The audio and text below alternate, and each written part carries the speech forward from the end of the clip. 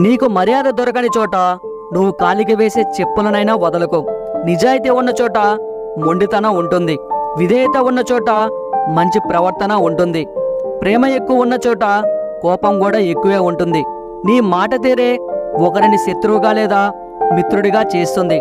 నిన్ను నిరంతరం వెంటాడుతూ ఉండేవి నీవు చేసిన మంచి చెడులే.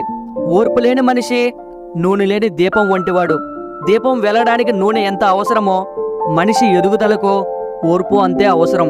ప్రతిదానికి అందం ఉంటుంది, కానీ అందరూ దానిని చూడలేరు. నిజమైన ప్రేమ క్షమించడం నేర్పుతుంది. నీకు సహాయం చేసిన వాళ్ళను మర్చిపోవద్దు. నిన్ను ప్రేమించిన వాళ్ళని ద్వేషించవద్దు.